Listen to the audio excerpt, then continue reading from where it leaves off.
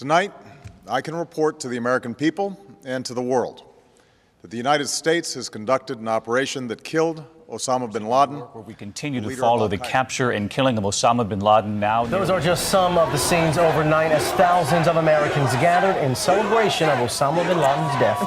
Former Navy SEAL Rob O'Neill says he has thought about the mission every day since that May Day in 2011. For multiple conversations you had with Rob O'Neill over the past year and a half, how'd you get access? And you described that his head kind of exploded. Yes. When you hit him. I actually hit him 3 times because I shot him twice when he was standing and once on the ground. That is the fucking American badass right there. We are not going for fame and we are not going for bravado. We are going for the single mom who dropped her kids off at elementary school on a Tuesday morning, and then 45 minutes later she jumped to her death out of a skyscraper. If you need help, hang up and then dial your operator. I'm Rob O'Neill, and this is the Operator Podcast.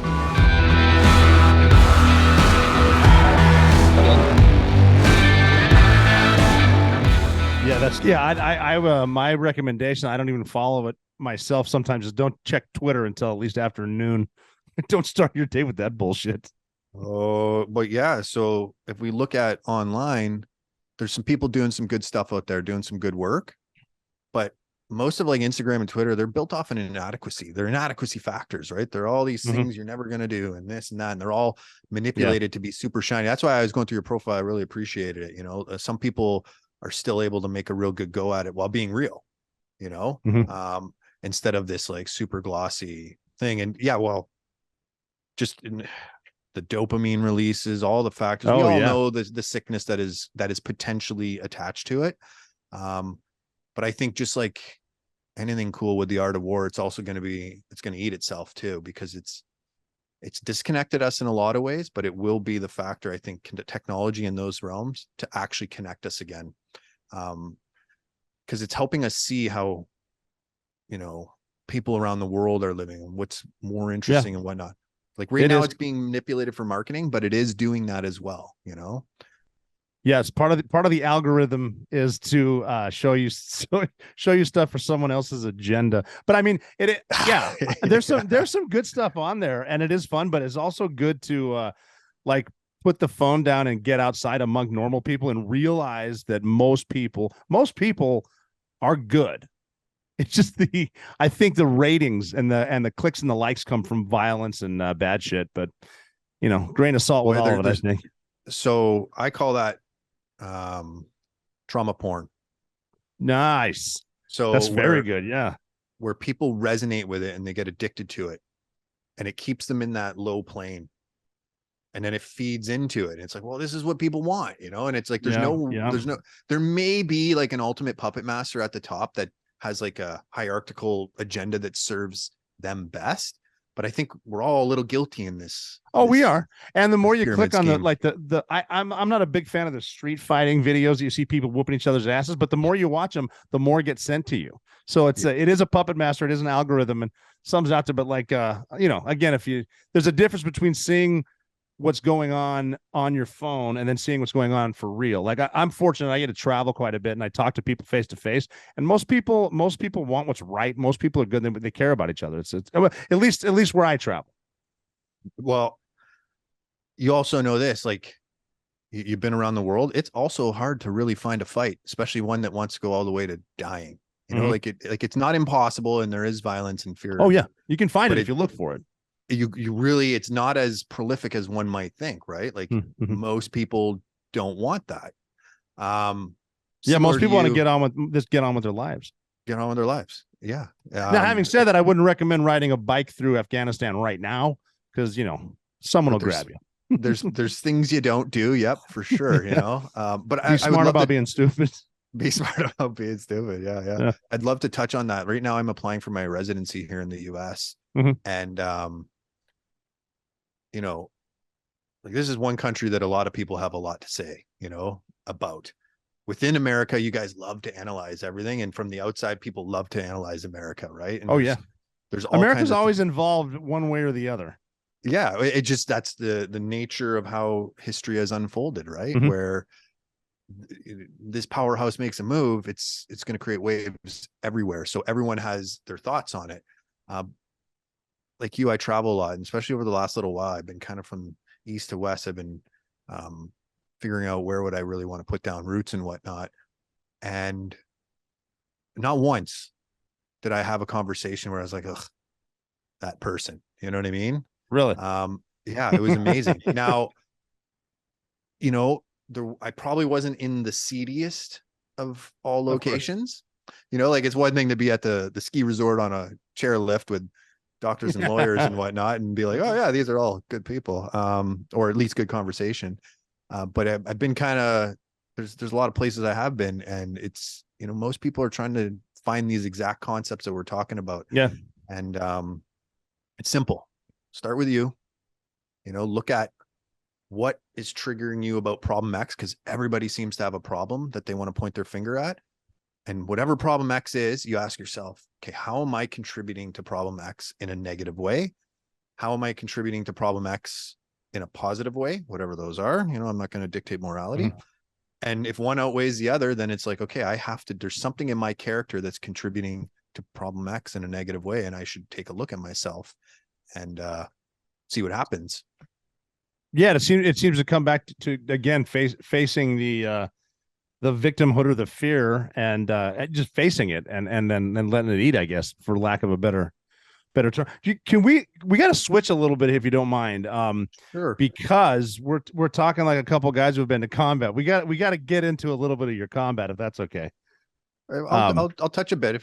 Yeah, just what people are interested, what I'm interested in is how do you get to where you're going? Because you grew up in Canada, and from what I understand, it's a place where if you start walking north, you can get to a spot where there's going to be nobody, and just kind of on a lake, right? Yeah. And then, I mean, Canada's, you know, you got hockey, you got skiing and snowmobiling. What are you doing growing up? Well, hunting, fishing. Mm-hmm. What kind of hunting? So I was mostly small game at the time. Bird, you know, partridge, turkey, that kind of stuff. A little bit of deer. I am questing right now, putting it out into the ether. I do want to have the longest moose kill. I was going to ask about that, because the moose hunting in Canada is outstanding. It is, yeah, and I got some places to go where I can set up these long shots. What's the longest shot on a moose? Probably a moose. It's probably like 700 maybe or something like that. Okay. I think there's a dude down here in the US who has an elk kill at about 830 or so. That's a good shot. It's a long way for shooting unknown distance in the wind and stuff like that. Big target, but that's a hell of a shot. Well, and we obviously got to get into the shot towards the end. We got to talk about that one against ISIS, but So where would you hunt moose? Just to jump around. Which part? Northern Ontario. Okay. Yeah, Northern Ontario is where I'd go. And like I said, I have these spots that I'm scouting. I did a shooting course called Ultra Long Range, and one of the guys, he's a trapper, and we got him up to, I think it was like an 840 yard kill on a bear. Oh wow. Yeah. What's he shooting? 338? No, that was 300 Win Mag. Good gun. Yeah. Good gun for that range with the bear. Like, cause he was all panicked, right? Cause a lot of people put a lot of, what is that called? Like a sensitivity to trying to shoot an animal at distance, you know, in case you wound or maim it. Yeah. That's a lot. There's a lot with that. If you stick them and then you never find them. Yeah, and then you just maimed an animal, which is, I think, really, like, for most people, don't get out there trying to get to that 1K mark. You work your way out, you know. But just like shifting some concepts about shot placement and what that can do versus, you know, trying to go into the kill box, you know, go for the head if you have that kind of capability, and then adding in all the little techniques and stuff that make a shot like that possible. And I don't even think he was running a ballistic computer. He just built up his own dope. Oh, wow. Yeah. He sent the video to me. It was really awesome. Super, super cool. Anyways, that's something I'd like to do. Yeah. Let me know if you need a spotter. Yeah. Well, there's some places down here in the US that I'll probably, look at doing, some sheep hunts or something like that. Yeah. Cool. Back when I was in the Phoenix area. Sheep hunting and goat hunting is no joke, because when you pull the trigger, that's when the fun stops and the work starts. You get up into some of those cliffs and some of those mountains where those things live. And they live there for a reason because it's safer. And then you drop them across a canyon. You got to go get them. No trails, and so it's a whole different ball game. I would say like a lot of it was similar growing up. Than was that what drove you to the military? Was it hunting, or just what was it? Well, if I asked you this question, I had to leave town. I wanted to leave town. Sorry, you're gonna ask me a question. Okay, so you didn't have a draw to be a soldier. It was just it was a necessity. Time to leave. It's like, and I found that too, something, not to get off subject, but everywhere I've been, I've noticed that people, doesn't matter where they're from, they always say, I just have to get out of here. So seems there's like a call, right? A call for something, to shift it up to like a knowing almost, right? I got to change this. I got to evolve. And usually we perceive it as I have to break this pattern that's around me. For me, the allure of the military was always with me. There was like, really, from a very, very young age, there was something about it. Like looking back, perhaps some of that was like G.I. Joe and the 80s, the 80s influence, like I can't deny that was glorifying it like crazy, all the Vietnam stuff.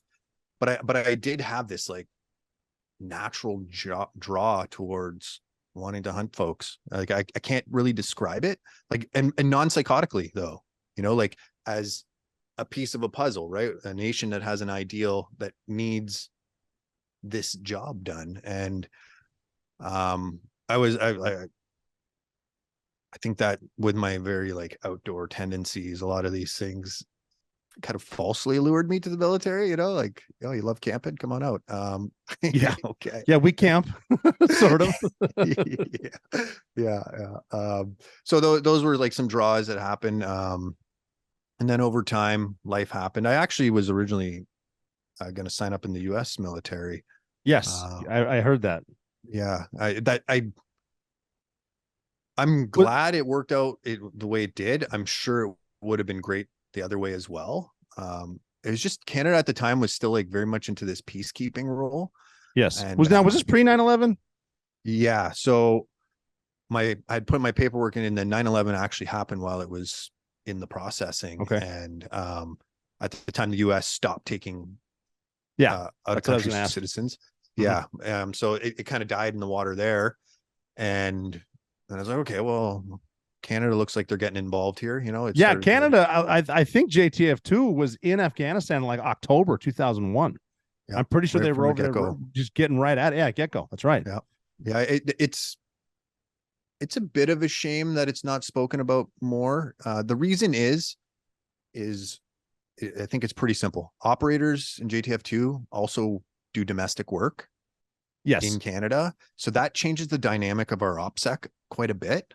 I'm sure it does. But there is this like, how do we say, like, what do they call it? A quiet professional mentality that goes too far. Don't you think it goes too far? I think like the OPSEC portion of it, I think is perfect. But I think that there is, lots of people who want to know about it. Now on this side of it, if I'm being completely honest with you, sure, I don't try to glorify the military at all on this side. I want people to know that if they talk to me about it, I don't want to sway someone's future, because for me, it turned out that it was one of the best things that ever happened to me. Yes. Even though on this side, I'm like, okay, I don't know if I fully buy into every aspect of it. You know what I mean? Like, yeah, that's the way I am too. The further I get away from it too, it's like I would have asked a lot more questions if I either was as smart then or as dumb then, something like that. But there's definitely room for the growth. But and so Joint Task Force 2 is the tier 1 now. So you said you operate a little bit internally, and is that because the Mounties had like a counterterror team that became JTF2? Is that how it worked? Yeah, so they had the CERT team, which was their reaction team for counterterrorism, but it didn't really make sense because it mostly just functioned nationally. And so they started to combine it with the military and make it more expeditionary and with foreign policy. Why it's like that, I could speculate. It's the same reason like the CIA uses, you know, six and keg, if you will. Yeah, allegedly. Yeah, allegedly. You know, like you get the guys who are good at certain roles doing what they're good at doing, right? Yeah. Mhm. Allegedly. And so there's that, right? And I think it kind of is just this cool little byproduct of when it was handed over, because you know how when a mandate's made up, it can be pretty strong and hard to undo, if you will. Mhm. And it included that, and it created this really great chance for us to work with agencies within Canada, and it changes the dynamic a little. It can feel a little more coppish, if you will, or SWAT than like soldiering. But it also changes the dynamic of the unit as well. And it you know, changes like how we do CQB. It changes those aspects, which Yeah, has that's got to change it. And pretty much any different environment is going to change a lot of tactics. as you know, right? And this is actually where one of the headaches comes in. So our unit spearheads our maritime counterterrorism, aspects of the national, internal, external, and it's small. So what's happening is like it's like, okay, this is like too many asks for one unit. That is a lot too. I mean, you're talking even cross training with Delta, and then like the British SAS, SBS, SEAL Team 6. Like you're being asked to do all of it with a smaller unit. It seems like. Yeah. So it makes the draw really huge. That is like such a great aspect of it, though. Getting to work with these other units, like that symbiotic learning has catapulted it, right? Because out of all those units you name, we're by far the youngest. But I don't know. I think it's a great unit. Like you said, you know, early on Afghanistan, this is like going back to where it was a shame. You know, W gave the unit citations, you know, like it was there. It did a lot of good stuff, and it'll probably start trickling out over time. I'd imagine it would. Now, I hope it would too, as long as, you know, not giving up tactics and procedures, but people should know the history and know what people did over there. We like, especially in Kandahar, we worked with Kansoff quite a bit, and just a phenomenal reputation. You guys were fucking great. And you know, you've been to where we work in Virginia Beach a few times, had a lot of fun too. I mean, just with the guys too, we talk about sense of humor and the morale of the Kansoff. One of the best descriptions I heard is they're the most polite killers I've ever met. Which again, kind of dark humor, but it's the truth. But so you put the paperwork in 9/11, and then you went infantry first. Is that like the normal pipeline? Statistically, that's the normal pipeline. We don't have like an X-ray program or anything that where you can bypass and go direct entry from Joe Civvy into any kind of SF. So yeah, statistically, that's usually who gets in, just by the nature of selections and whatnot. It's starting to change a little because we've started up, I wouldn't call it by any means a Navy SF group, but a much more dynamic and selected group that is starting to be drawn from a little bit. And then CSOR, which is the Canadian Special Operations Regiment. As they've developed, they've probably now the bigger pool, which is drawn from. And they're a little bit more like, I'd say like conversationally, like they kind of modeled off Green Berets a little bit more than any other unit, and similar mandate and things like that. But yeah. So infantry, and then I was pretty lucky. I got right into an airborne company, dope on a rope stuff, and it fucking sucked. It was so like winter. Which part sucked? Winter training as an infantier is pretty awful stuff. Oh yeah. You know, it's pretty awful. Infantry in general, like it has its moments of being really cool, but it runs out quick. You know, like my plan was never to hang out with the infantry. But it did it certainly allowed me some amazing experiences. Like my first road to Afghanistan, it just sits so special because it was so long, and I got to encounter the first world deployment. Yeah, to Afghanistan. What year was that? That was 08. 08. So now that was a winter deployment too? It was a winter deployment. How long would that be, that deployment? How long was it? It was 9 months, that one. 9 months, okay. Yeah. But that was an exceptional year for deployment to Afghanistan, because you know how it is, right? Every year had its flavors and its things and whatnot. And that one was a particularly aggressive winter, because, you know, at that time. Yeah, normally they're not fighting in the winter. You got to wait for the spring offensive, which they have every year, no matter where they are.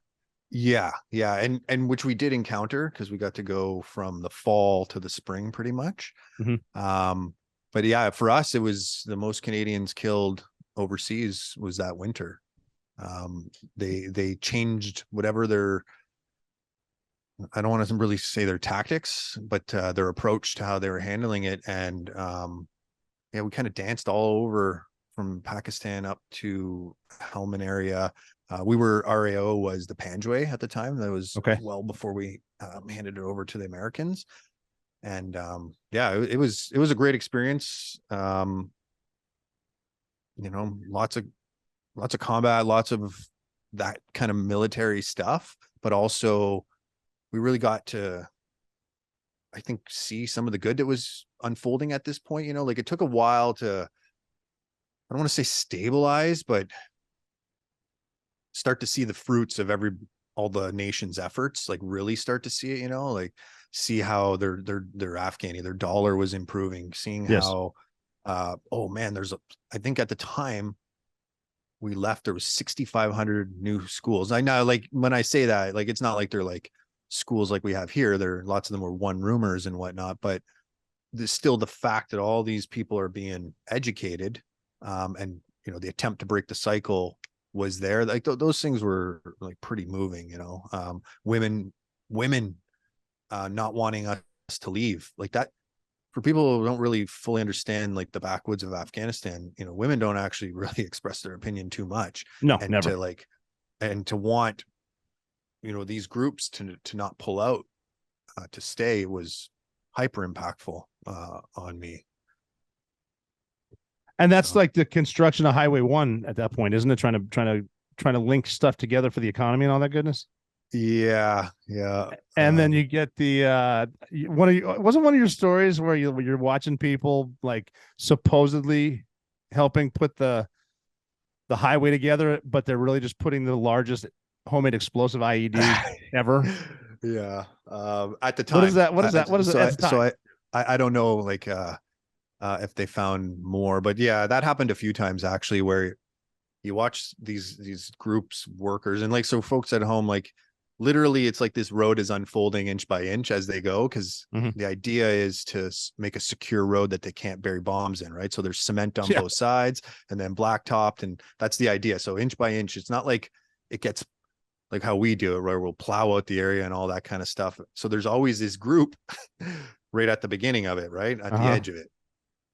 And somehow, no matter how much vetting we do, there was always the assholes who would get in there. And sometimes it's almost funny to watch, because you're watching and it's like hunting wascally wabbits, you know, like to be sneaky, you know, like, so like they sit down and then something comes out of their man jammies, you know, and it's like, what the fuck, you know, man jammies is a technical term. It's a technical term. Yeah. That's in the Army's. But anyways, yeah, that was literally the second day we were there. We were driving from Kandahar. No shit. Yeah, and one of our drivers so sometimes we'd use the you guys call them strikers, but the labs to move around. He was watching this, and you know how it is, right? The human behavior, when it's off, and you're like, yes, something's off. And then so we were watching it, and then we ended up going to Masamgar, which is one of the eventually it was a fob-sized area for the Canadians, and we were watching from the hilltop. Got called in. Luckily, it was stopped before anything massive. I can't even remember how much HME was there, but it was like a massive amount. And So it was like kind of crisis averted. They tried that a few times at different areas where, you know, the farmers were farming and, you know, you catch them, put a bullet in it or whatever.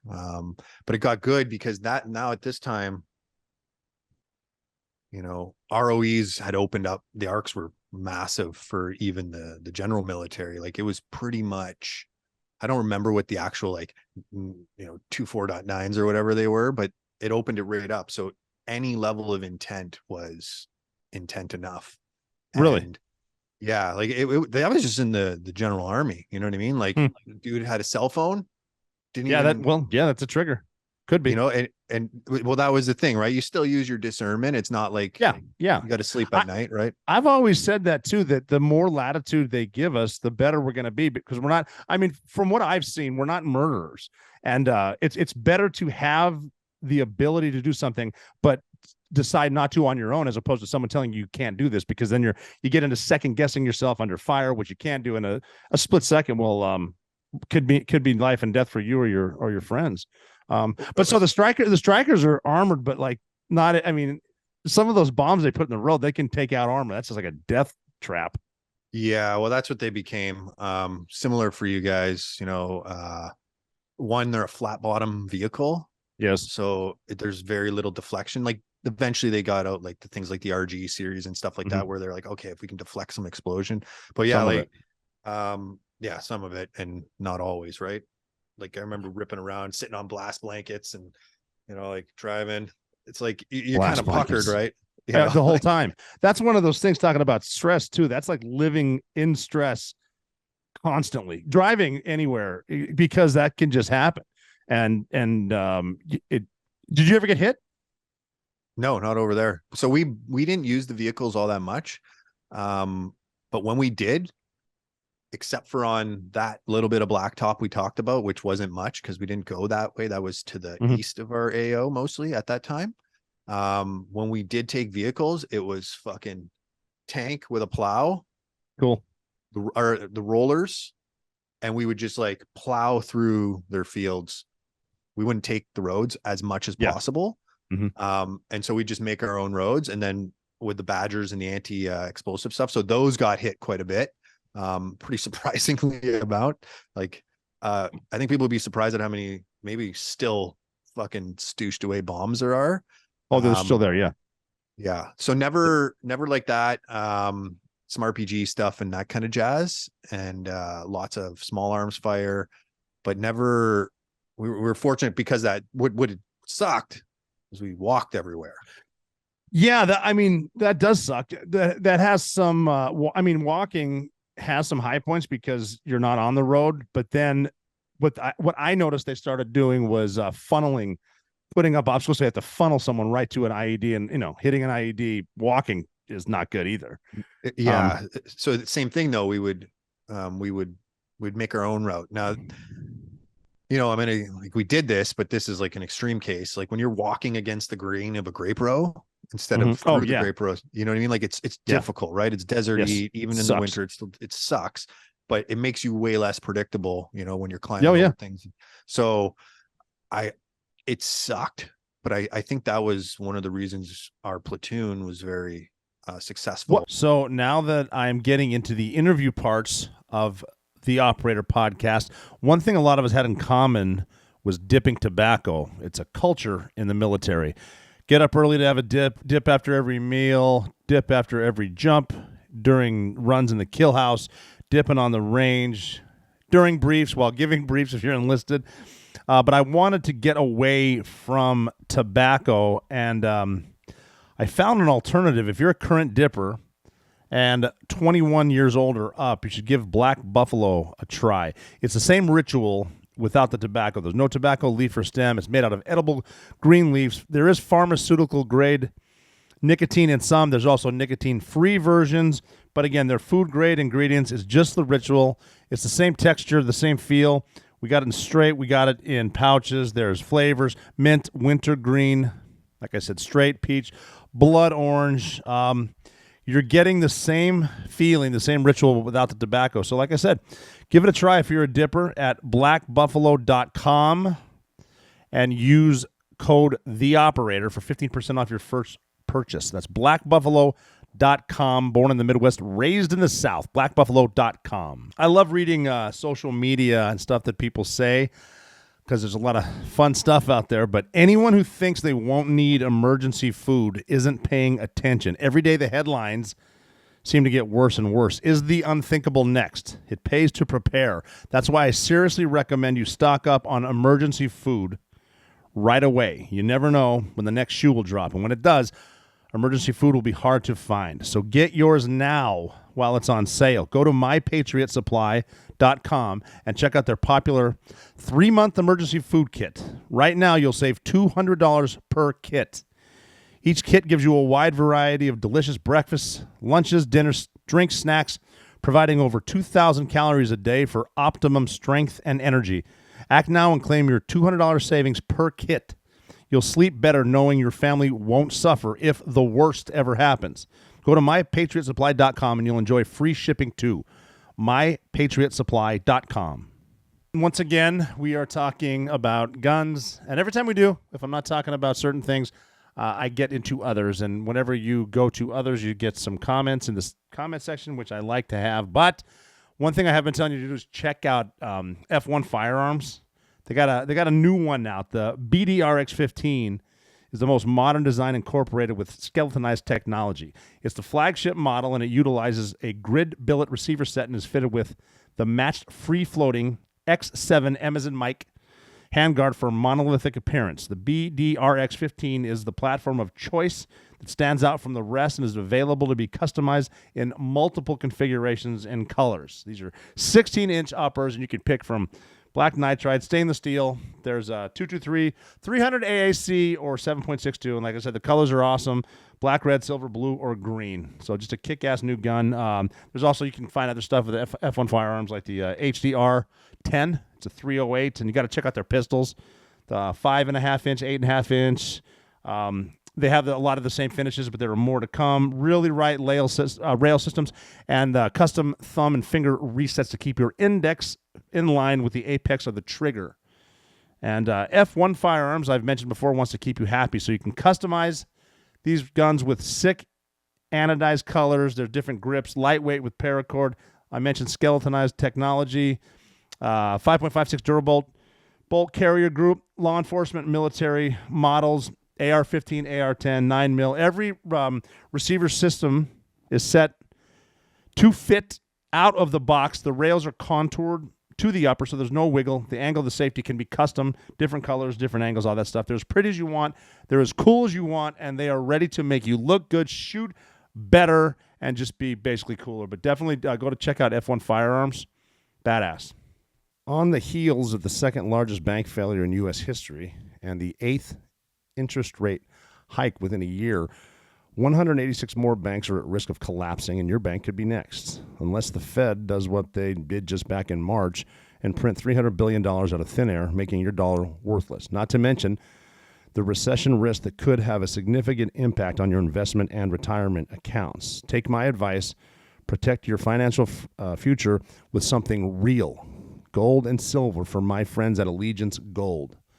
Allegiance Gold can help you protect your IRA or 401k with physical gold and silver, or if you prefer, have it delivered securely right to your front door. Since the beginning of time, there has been only one universal currency that is always of value, and that's gold. Allegiance Gold has the highest ratings in the industry, 5 stars with TrustLink, a AAA rating with the Business Consumer Alliance, and an A+ rating with the Better Business Bureau. You can invest with confidence because of the quality and service of Allegiance Gold. Get up to $5,000 in free silver on a qualifying purchase when you visit protectwiththeoperator.com. That's protectwiththeoperator.com, or you can give them a call at 844-790-9191. Don't let the Fed play Monopoly with your money. Protect your future with Allegiance Gold. Visit protectwiththeoperator.com, protectwiththeoperator.com, or give them a call at 844-790-9191. What was the mission for you guys there? Did you go to like forward operating bases and the presence patrols, or what were you doing? Yeah, so we ended up doing a bunch of stuff. We were working out of kind of combat output posts, like smaller FOB areas along the Argandab River. Mhm. Yeah, so presence patrols, doing recce's and things like that. When we first got there, though, we started collapsing those down. So that was kind of the first task, was collapsing those down. But most of it is presence patrol. And then doing raids, which are just kind of like doing hits on places, things like that. And then we started going into cycles of QRF and things of that nature. For other dudes that are in combat, or you go quick reaction force for them. Yeah. So How often now? How often were were you going out every day, or any time off? And were there just gunfights every day, or how was it? No, I wouldn't say it was gunfights every day. But most of the time we'd go out and there'd be a little something, a little because we're also helping shut down drug factories and things of that nature. Pred feed that's a complete different conversation too, because I think we made a lot of enemies by fucking with their drug trade. Because taking away some livelihood is not. I mean, they're going to get it somehow. What we should have done is help them regulate their opiate trade and bought it for our codeines or whatever, not codeines, but whatever we use. Look at that. Look at that. A solution that it's something that makes sense. That's probably why we didn't do it. That's brilliant.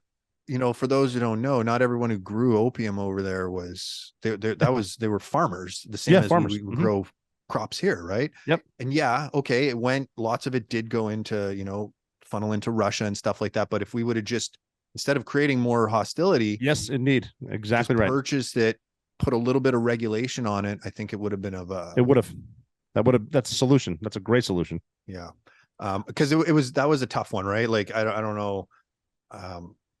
Like you sit back and you watch, this man is watching his livelihood burn for his family and whatnot. Like, and you could tell he's not the guy trying to get arms through the trade, right? Like, that's the issue, right? It would funnel through the Taliban or whatnot. But I think we could have stopped that, and that would have relieved, we weren't super aggressive with that. But we did quite a few of them, and it did always make for good shows because we're blowing them up, but no, not every day. It was quite a bit though. Like right from the get-go, so you're experiencing a lot of firsts then, like the first time you get shot at, the first time an IED goes up, the first time you kill someone, it's a lot of sensory overload, I think. I found it that way anyway, my first time, and then getting into the groove. But what was that like? Well, so I talked about when we set up at Massamgar. The next day we jumped into the Argandab River, which is dry, kind of like a Phoenix River or something. And we're driving, it's about an 8-hour day. And we're dropping off people at these different combat outposts. Like they're really tiny. Like I can't remember all their names, but like Haji, Zangabad, and there was one more. Not all the way up to. Go ahead. How big are the outposts? How many people are in there? Yeah. One of them I think was like a section size plus a bit of A&A, some Afghan dudes. Yeah. But very small, very, very small. Just some Hessian and like maybe a C-can. Nothing glorious at all. No Wi-Fi, like nothing, Yeah, that's piss tubes and surrounded by the enemy. Piss tubes, yeah, it's surrounded by the enemy. That's exactly what it was. And we're going up this river,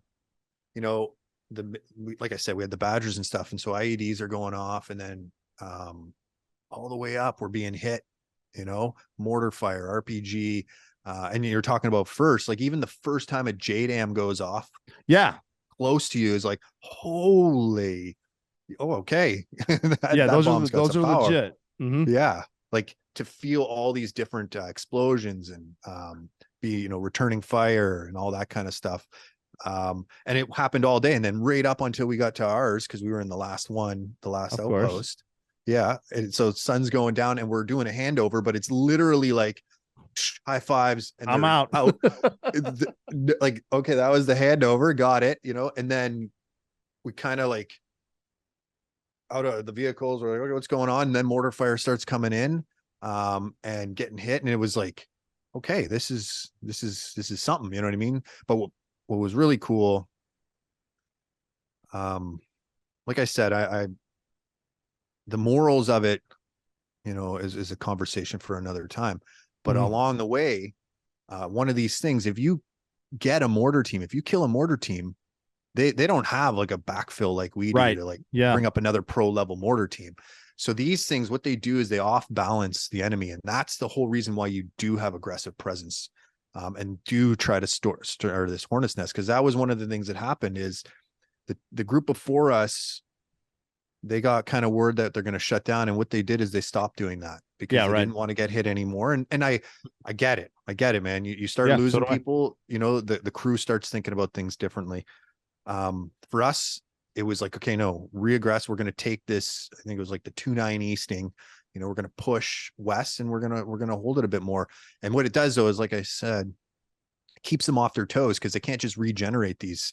They don't have a training field for their mortar crews. They don't have for their 84 mils, they don't have these. So it started to offset them right away.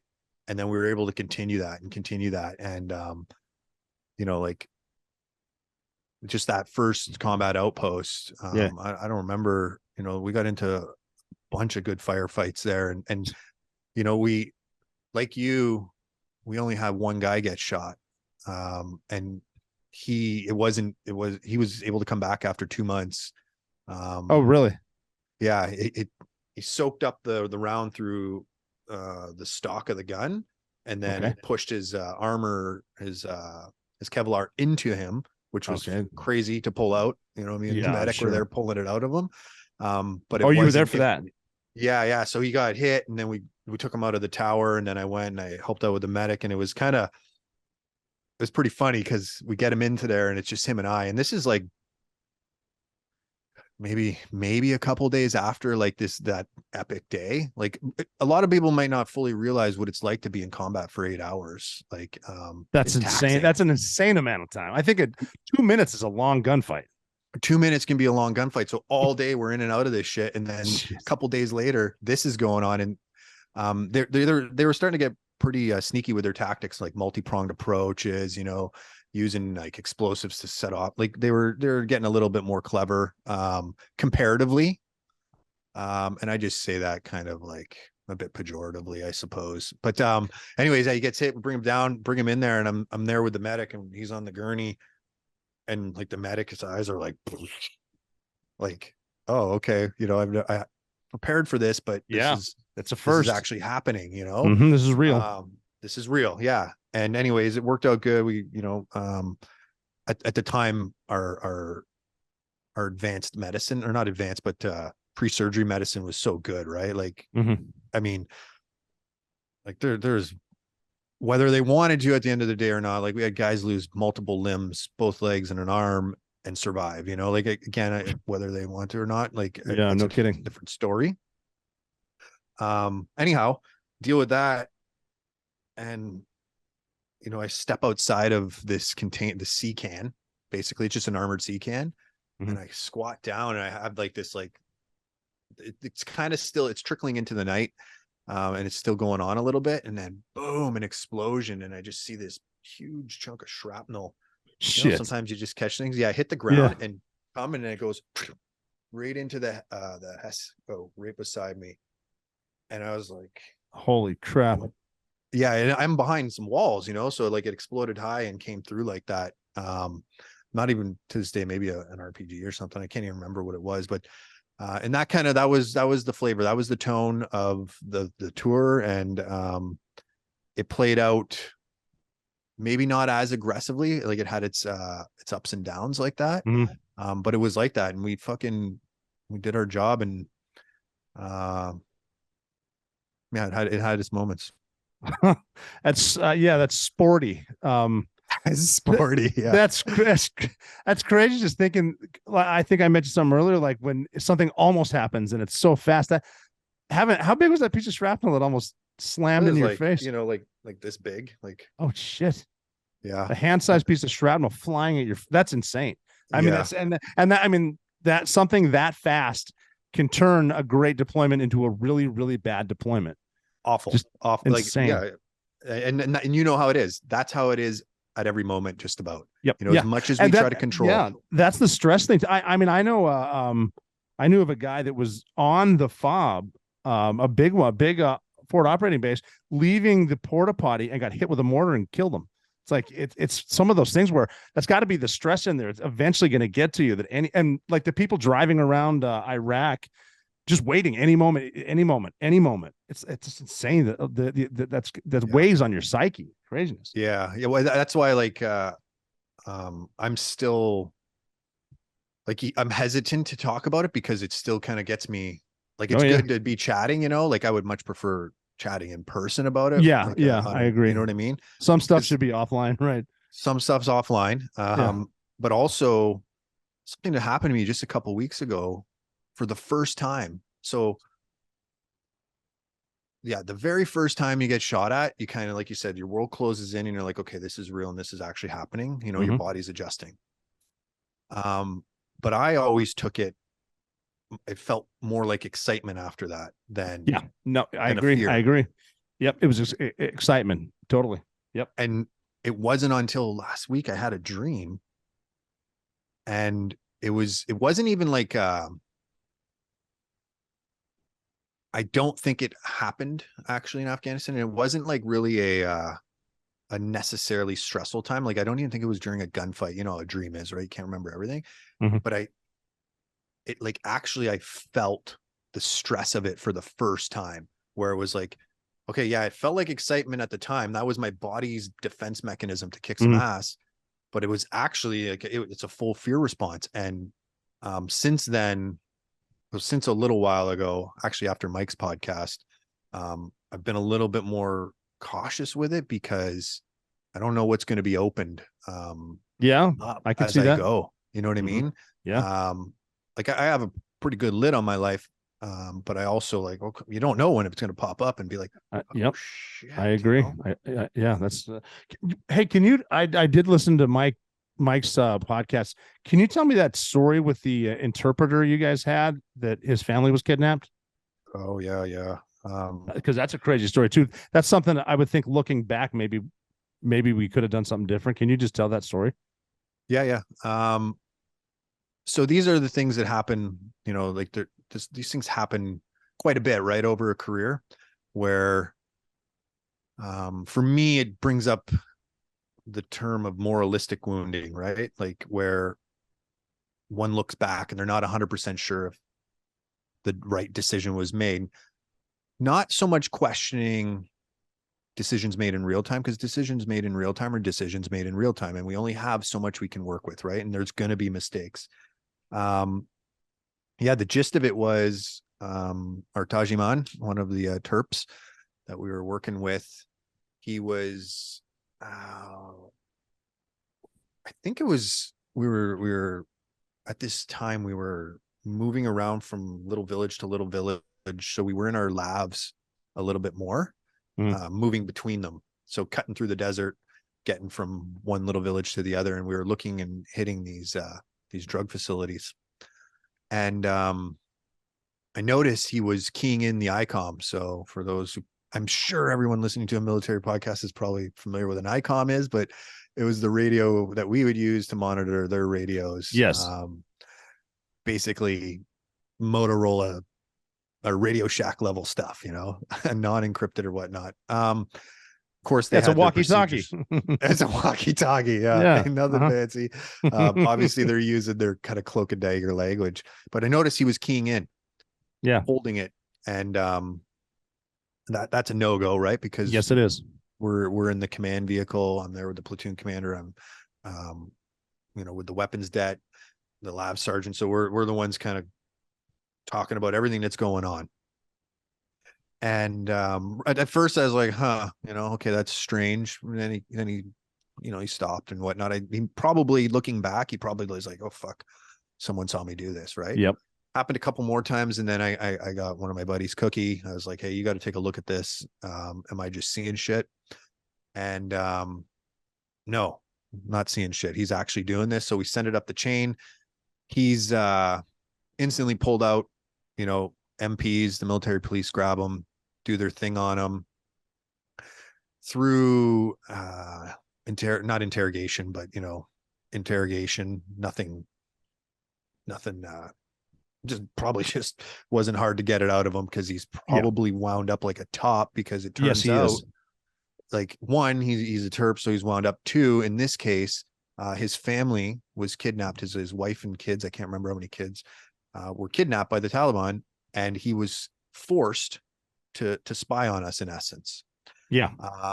So this is the part where it gets really fucking nasty in war, right? Where we're put into these positions, and things play out properly or improperly, whatever, but for me, this is a for me thing.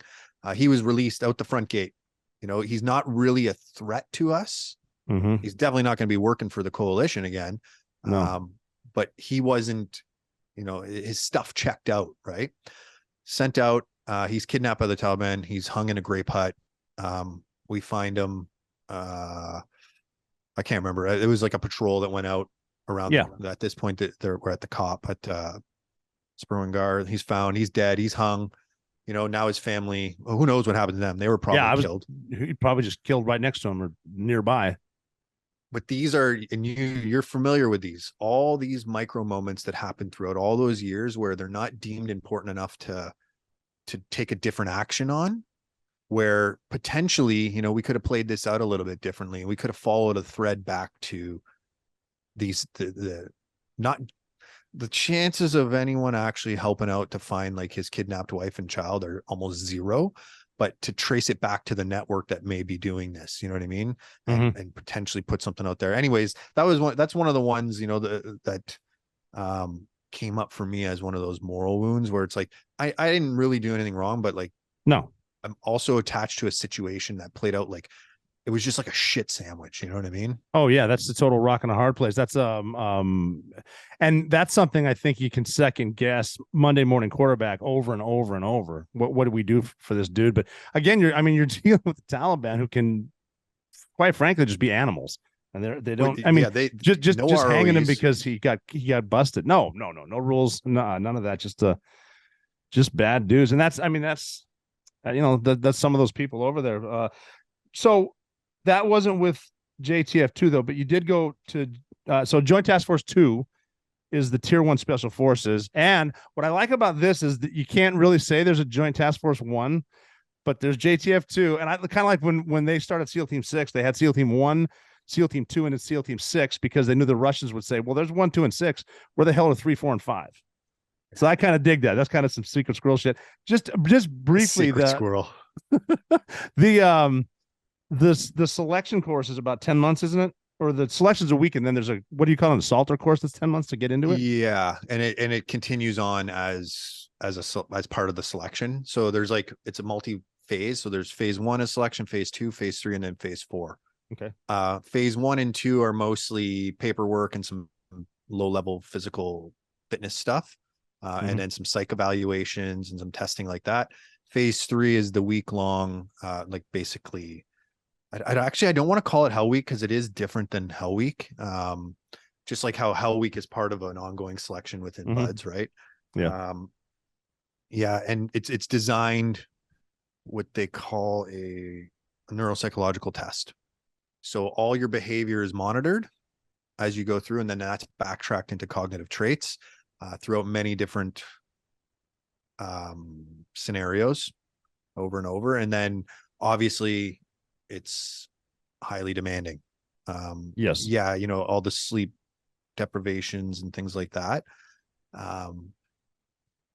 What kind of tests are they doing to you? They're monitoring you. What kind of tests are they? Well, they're mostly scenario based. One of the big things they're looking for is not just adaptability, but teachability. So you could get a ops, not even a full op, just orders come down in attachment to an op. You're shown a face, you're given this. It's like minimal info, and then you're sent to an objective. Yeah, you have your principles that you run on, like your CQB skills and shooting and whatnot, but like the whole scenario can be built up on 3 little moments of like, okay, well, what's coming? You know what I mean? Kind of like getting on this podcast last minute. You know what I mean? Like, oh, okay, is he still, you know what I mean? Like, I was like, oh, yeah, this is a tier one guy. I know this couldn't language. figure out the damn computer, so deal with it. It was almost like we would have drills in our selection for dev group where they would give you a problem set, knowing there's not everything connects. There's not a solution. How do you handle it? Type shit. Yeah. Well, so they're starting to look at interpersonal dynamics, right? Like when your stress levels go up and you're working with people or individually, like what do you do with this information? How do you continue to attack it? Do you try to switch prongs and attack it? You know, like, because that's really kind of the full expression of a soldier, right? Is here's problem, you fix it as you move up the echelon. How you fix it broadens, right? Like once you're in dev, you have a whole different selection or set of not just tools, but you're expected to probe at different angles versus hammer through the front door as like, you know, like that scalpel approach, but where do you use it, right? So, you know, things like that nature that are also designed to specifically tax your sensory input and arousal control centers, you know. So like something as simple as flashing lights while the complex situation, and then certain noise inputs, you know, certain frequencies, things like that, designed to try to discombobulate you. And all these things, what they do is they draw you into a fear state, which reduces your possible solution set. So, you know, a more capable person, you know, I use the word consciousness or whatnot, however you want to say it, is able to remain with a higher solution set. They're able to continue to function in that environment. So that's kind of like the 1 week, you know, and then it's really and you'll understand this when I say it's not really designed to just test you physically. Like it is in there as part of seeing who you are. But they already know before that you get the physical fitness, you know, that's part of it. Now they want to know, like, what's your psychology, like, what are your characters?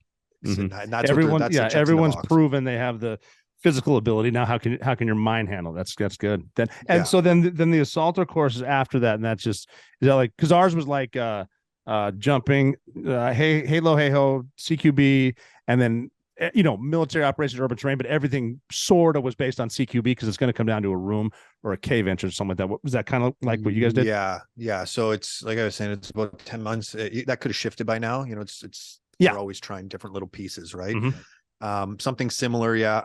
So I don't really remember the exact flow, you know, because it changed. Our year changed, and then they changed it back. Actually, they changed ours all the time. Insertion, extraction methods. Like you said, a high portion of CQB, months with CQB basic and then advanced. Because like you said, that is the, you know, shoot, move, communicate, think. That's kind of the core. Yes. And then you build up all that, right? You take that piece of clay now and then show them how to get in and get out, and then interact with other people. And then there's like the gray, the green, the gray, and the black roll as well, where black roll is your more traditional CQB, you know, kind of black ops style, and then gray is plain clothes stuff that's almost always less kinetic, but can turn kinetic. And then your green, which is your traditional soldiering and camis and whatnot out in the bush. And then you combine those things together, but each way is still, you know, highly evaluated. You're still being scrutinized, you know, all those peer assessments. Like it's a constant chopping block, like the dice cube's always being shaved. Great. I like that analogy. For me, that was one of the most stressful things I ever went through because of that nature of it, right? You're just, you know, this thing, selection never ends. And because selection never ends, it's always going to add a bit of stress, right? Because it does. Yeah. You know? Yeah. And I like how you said, you know, basic CQB, then advanced CQB. And for us, it kind of came back to basic CQB, just because if you master the basics, you're going to be good at it. And you've been asked this, I'm sure, and I get asked a lot, was your CQB the same as Delta Force, the same as Canadian Special Force, same as the SAS? It's like sort of, because it always, especially in combat, it came back down to, if the guy in front of me goes left, I'm going to go right. And that's just keep doing that over and over. Because like we had certain tactics that we had one hallway. If you've been to the kill house at Demnick, there's the third floor is designed for a tactic called Angleman Corner Boy. And I think that 8 years at Red Team, we never got that right one time, just because it's like, just keep it simple. Just here, don't choose someone who looks like you. There's your tactics. Yeah, yeah. Well, yeah, and I think people get confused when we talk about principles as opposed to drills, right? Principles leave a little bit of open space where the operator can adapt a little bit, but the principles, of like open doors, closed doors, principles of this, where they are located on walls, stay the same, right? Where a drill is a little bit more like robotic in its nature. And that's one of the things that comes from that. It is funny how like complex that can get, especially. Oh yeah, you can make it complex. We would use, so in Canada, most walls aren't made of concrete in your house. Most of them are made of plaster and wood. So that changes the dynamic of how we would do CQB, because we have zero protection other than, covered from observation. So there was a little bit of a different dynamic there. I wouldn't personally want to have to use that style in any kind of combat zone. I think unless it would, like a prime minister level kind of kidnapping or whatnot, you know what I mean? Where you'd sacrifice potentially some of those safety measures. But that just added to like the complexity thing. But like you said, when it all boils down to it, you do those basics. They actually do work really well, especially when you do it as a team together really well. Yes. And the whole slow is smooth is fast. You don't realize how fast you're actually going until you slow down, and that's more efficient, but you're still moving out. But yeah, the tactics do change to everything, combat clearance, hostage rescue, whatever. Yeah.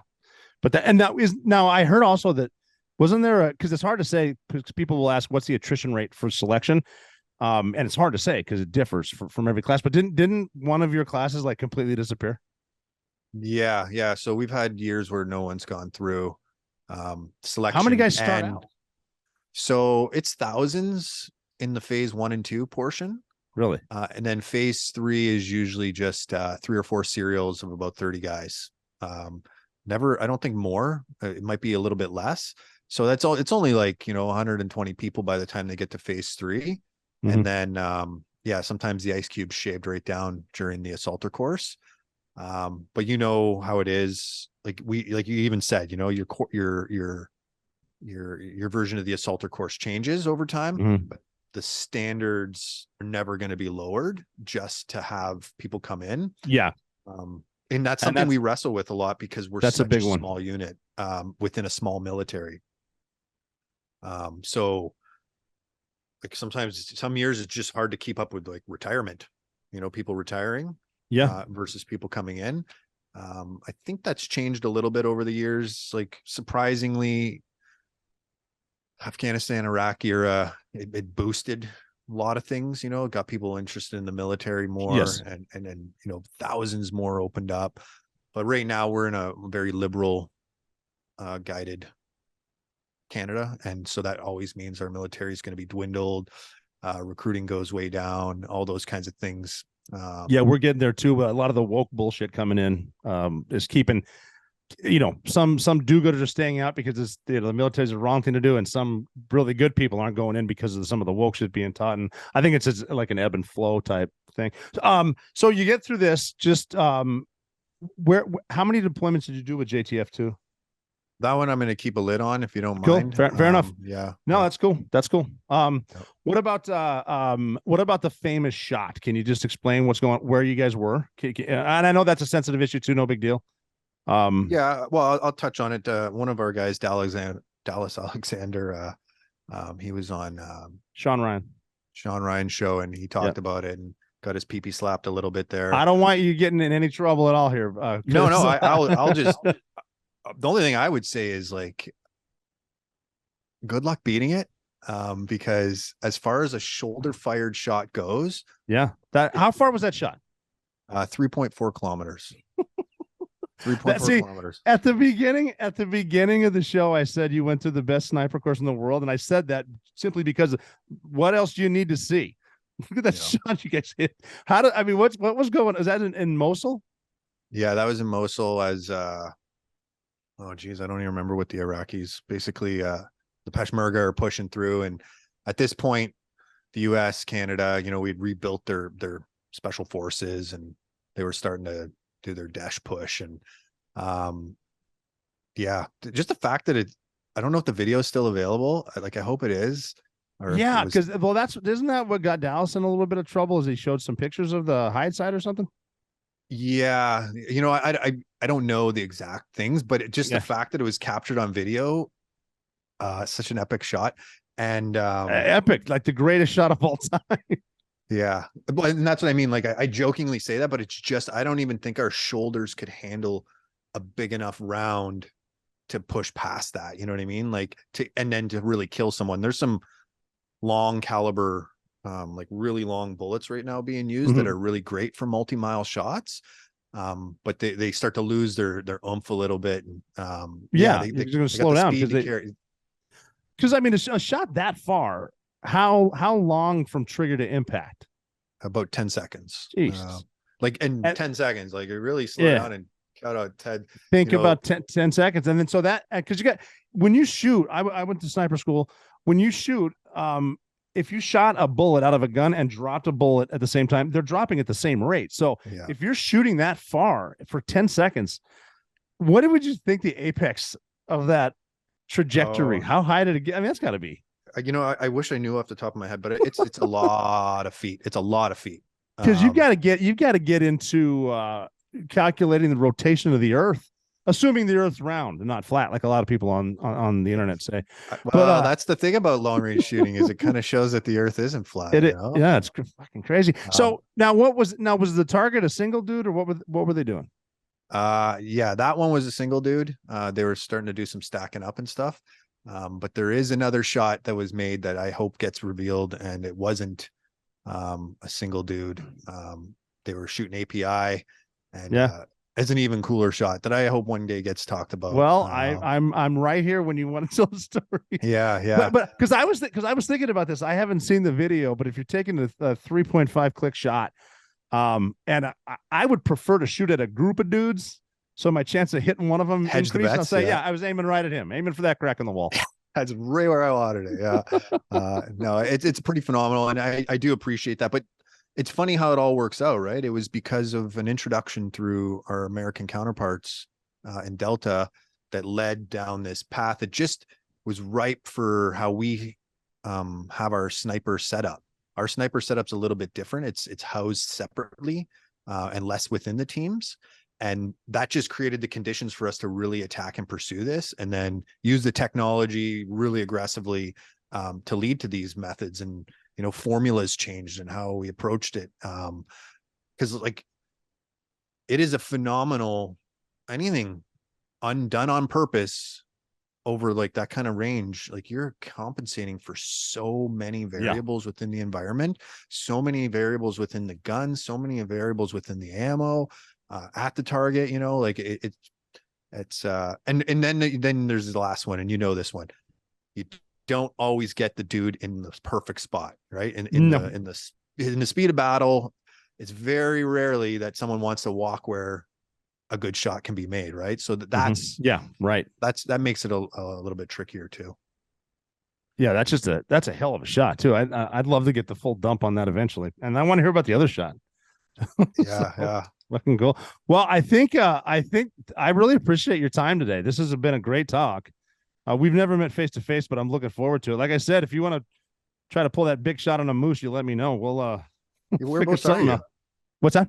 Whereabouts are you? Well, I mean, I'm in between New York and Tennessee, but okay. I'm from Montana. We got moose there, not as big as Canadian moose and Alaskan moose, but I've killed moose before, and it's the game animals. But so. Is there anything you want to push, Jeff, before we jump off? Any website we want to talk about? What, Citizen Green, or you want to go? Yeah. So anyone who knows a vet or is a vet and is interested in Citizen Green, community, all that kind of stuff, but really some good programming to access for free. go to the specialforcesexperience.com and then follow the Citizen Green thread. And then to everyone else, we are releasing a documentary, Dark Night of Our Soul, and it's on the concepts of post-traumatic growth, not just for veterans, not just for first responders, but for people as a whole. And we're extremely passionate about this project. And yeah, posttraumaticgrowth.film. Check out the trailer, and hope to see you on some of the advanced screenings. Very, very cool, man. I appreciate your time today. That was awesome. And I always have to close with this. If you can hit the 3.5 kilometer shot, you're never out of the fight.